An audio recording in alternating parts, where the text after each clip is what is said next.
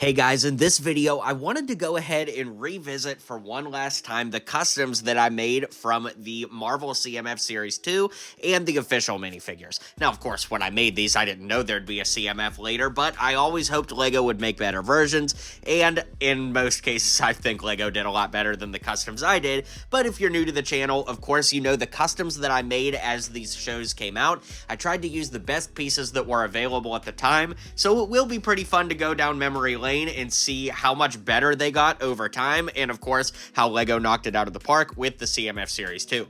If you want a full review of the LEGO Marvel CMF Series 2, you could get that on the channel now. Be sure to hit like and subscribe down below, and let's get into it. Before we get started, I want to point out that we do have these three minifigures, as well as Wolverine from the CMF Series 2, that I'm not going to do comparisons for. The reason being is, up until not long ago, we didn't even know Goliath was showing up in What If Season 2, so I couldn't have possibly made him. I did make Echo at one point, but the Echo I made is not this suit, so it's not really fair to compare two different versions of the same character. I've never made a custom of the X-Men 97 version of Storm, and while I have made some customs of Wolverine, I've never specifically tried to make the version that's here, so it's not really fair to compare a version that I made to something that LEGO gave us that aren't the same thing being depicted. So with that being said, let's get into the official comparison.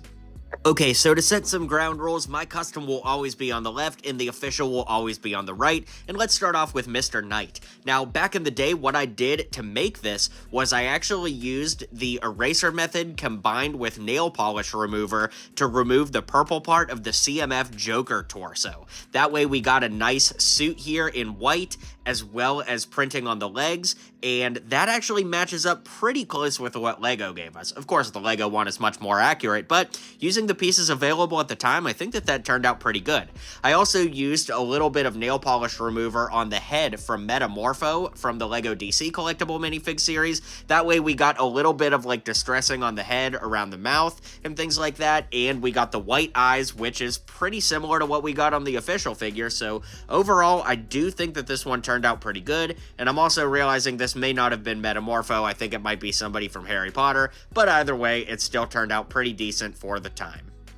Up next, we have Moon Knight in his traditional outfit, and I think of all the figures, this is one of the ones that got the closest. Now, you have to remember at the time, we didn't have anything this detailed, and I actually started out my Moon Knight showcases using the torso from White Vision from the LEGO Marvel CMF. If you look here, I mean, it's kind of close based on what we had at the time, but I ended up switching to Gore the God Butcher from Thor Love and Thunder once that figure came out, and the legs and arms come from the Mummy character from the LEGO CMF. We got a white hood on there with a white cape, ironically from that vision I just showed you, and then the head is that same Harry Potter ghost underneath. Now, the LEGO figure is so good. I mean, I might argue that this is one of the best LEGO Marvel figures ever, let alone better than my custom, so it is pretty cool to see them side by side. I'm very happy with how I did it at the time, but come on, the LEGO one is a million times better yet again. I don't even know what to say about Beast. The head comes from Chima on my custom, and the hair comes from Wolverine because it's never come in blue, so that was the closest we could get to the Beast hair shape. The torso was a flipped around Superman torso, so you could get the yellow belt, and then I did give him dark blue hips with blue legs, which admittedly was the best option at the time, but compared to the one LEGO gave us, this one is like not good at all. Alright, hey, credit where credit's due, this one was pretty good for the time. This, of course, was Agatha from the season finale of WandaVision, and while this hair that LEGO used on the official figure did exist at the time, I felt like this was a little bit better for, like, the crazy hair, and of course, this hair has been used in several different places, but the face, I think, is actually a really great approximation. This face came from the LEGO Friends apartment set from Ross's girlfriend. I'm blanking on her name at the moment because it's like 11 o'clock at night and I'm tired, but the head on Agatha with the wink is really good, but the facial expressions and mouth are pretty dang close across the board. Now, the body and cape on this one comes from Kingsley from the LEGO Harry Potter collectible minifigure series 2, and I do think that it got pretty dang close, right? We kind of got the blue and purple color scheme, we got the cape that comes down, like the shawl almost, so again, using the pieces available at the time, I'm actually pretty happy with the way this one turned out. Up next, we've got She-Hulk. Now, when I watched the show, I always felt like She-Hulk's hair was like closer to black than it was green, although on the CMF official figure, it does look really great in green. Now, again, at the time I was making those showcases, we didn't really have any dual molded or even colored arms like this Hulk, the She-Hulk figure gives us officially, so the closest I could do was to use the entire body from the original She-Hulk minifigure with this hair from Friends to kind of give it a little bit of a bigger look, and I'm happy with the way that turned out, but again, the LEGO one is so great. You've got dual molded legs with printing on the sides, I mean, dual molded arms. How you gonna beat that? That's just incredible. I didn't even mean to say that, but that worked out pretty good, and I guess I'll leave it there. Now, I did make Werewolf by Night at one point, but unfortunately all the pieces are kind of scrambled, so we'll just compare it to this image.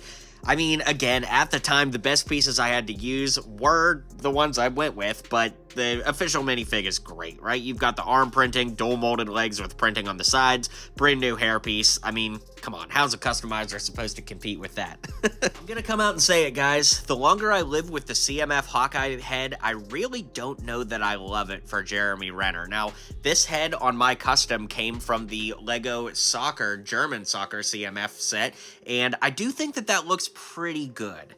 I don't know if it looks like Jeremy Renner more than this head, but I think Jeremy Renner just has one of those faces that is hard to translate into LEGO. Now, of course, as torsos go, this is straight out of the show, so it's pretty good, but honestly, the 2020 version of Hawkeye is a pretty close approximation, and both of them are kind of based off of, like, the comics a little bit and things like that, so it is cool to see them side by side. I do believe that as far as like at the time customs, this was one of the best ones I've ever done. I just think it translated so well. Of course, the new bow on the new one is really, really nice as well. So I am happy with it, but I think that this is one of those instances where I could go either way. I love the torso of the new one, but everything else, I kind of like the custom.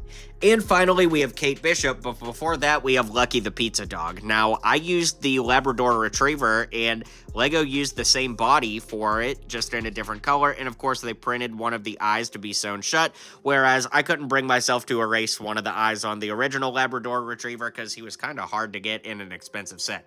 Anyways, as far as Kate Bishop goes, the LEGO CMF is one of my favorites of the entire wave, so of course I'm going to give the W to that, but I do think the original looked pretty good. We used the dual molded arms from the Wonder Twins from the LEGO Batman CMF series. Then the torso was from the Babysitter flipped around. So, you know, I can give myself a lot of grace for what I had to work with at the time and be pretty happy with it. The legs are pretty good from the original 2012 Hawkeye. The head came from, oh, what's that girl's name from LEGO Tron Legacy. I'm blanking on what her name is, but that's where the head came from. And honestly, the hair is pretty close too, with the ponytail in the back, the bangs up front. I mean, it's pretty close. So I'm happy with the way this turned out. And of course, that brings us to the end here. So let's zoom out and finish up this comparison video. Alright guys, well, LEGO's official versions are so much better than mine in every single instance, but back at the time when we only had these pieces to work with, it was fun to put these together, and I have a lot of fond memories of waking up early to watch the episodes as they came out to get the showcases done early, and of course, as we get new shows going down the line, I'll continue to do the same. Let me know what you thought of this video in the comments down below. If you haven't already, subscribe and join the channel family, and I'll catch you guys on the next video.